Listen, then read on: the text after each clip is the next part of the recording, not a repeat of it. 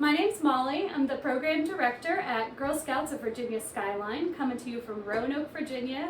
And today and all week, we're going to be offering you a handful of fun patches, just a bunch of programs for all ages, all about fun patches. So I hope you can join us. There's a lot of good stuff coming at you.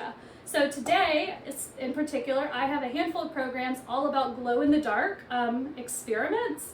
And I'm really looking forward to this first one. We're going to kick off by making some glow-in-the-dark Jello and earning our STEM fun patch. So it's a great way to learn a handful of scientific concepts and also just have fun and eat some Jello. So we're going to get started. I'll go over all of the supplies you need first. So you're going to need a few kitchen utensils, so like a measuring cup. You're going to need a 1 cup measuring cup and maybe a tablespoon measuring cup.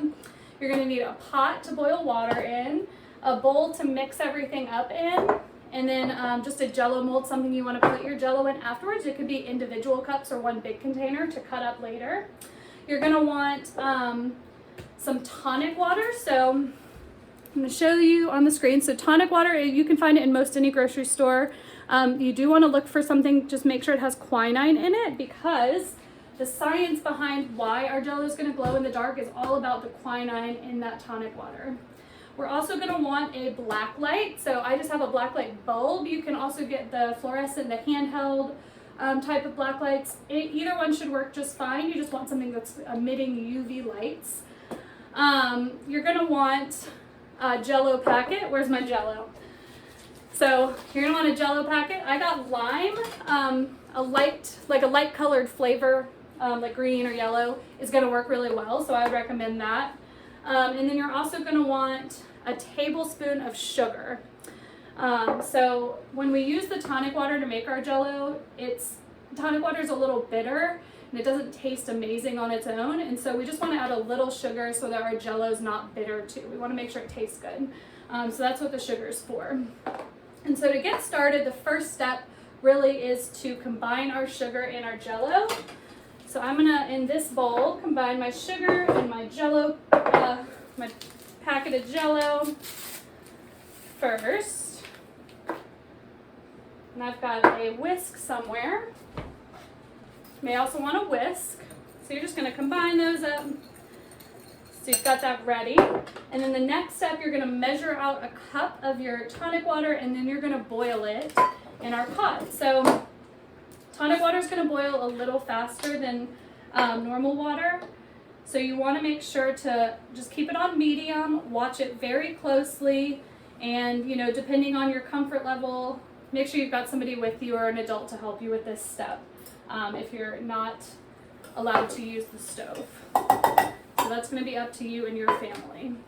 But we're going to get this going, and once this starts boiling, I'm just going to add it to my Jello mixture and start stirring it up. So we'll be right back in just a minute once our tonic water is boiling. All right, so our tonic water was boiling, and so the next step is to add it to our Jello mixture. And then the packet tells us to stir it and combine it really, really well. It recommends 3 minutes, so I've already put 3 minutes up on my timer. And so remember, we've got the Jello and the sugar in here already, and we're just gonna stir and whisk it really, really good. We wanna make sure it's very well combined. So we'll be back in just a few minutes once we've finished mixing our Jello for 3 minutes.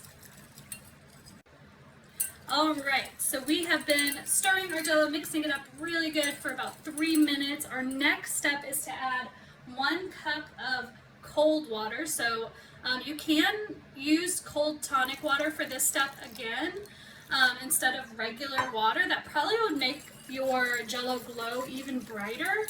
But I'm not going to do that because, like I said, the tonic water has a pretty bitter taste. So I want to make sure I want to eat this Jello. It's not going to taste good if I use only tonic water.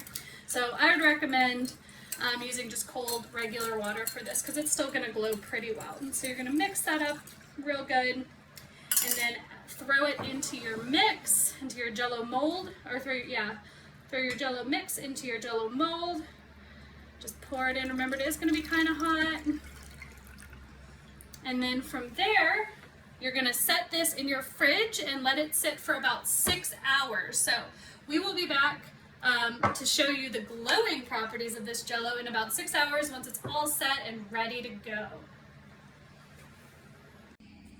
All right, welcome back. We have let our Jello set. It has been in the fridge for a while. It's nice and Jello-y, so we're gonna cut off a piece and test it with our blacklight to see if we can make it glow in the dark. And I'm super excited. I hope you guys are too.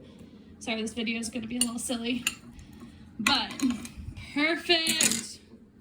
Jello, nice and wiggly. All right, so we're gonna go take it and put it by a blacklight and see what we can find out. Okay, so it's a little silly because I have to do this in my laundry room, which is the room I have that can get the darkest. So I'm gonna go ahead and turn on my blacklight, and we don't see too much yet. It doesn't look that different, but I'm gonna turn the lights out and we'll see if it glows. Oh my gosh!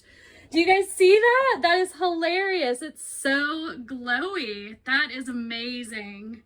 So remember, it's the quinine in our tonic water that reacts with the UV lights of our bulb and glows. That is super cool. So hopefully you enjoyed this glow in the dark experiment and the other ones we've got coming up today. I hope you make yourself some glow in the dark Jello and enjoy.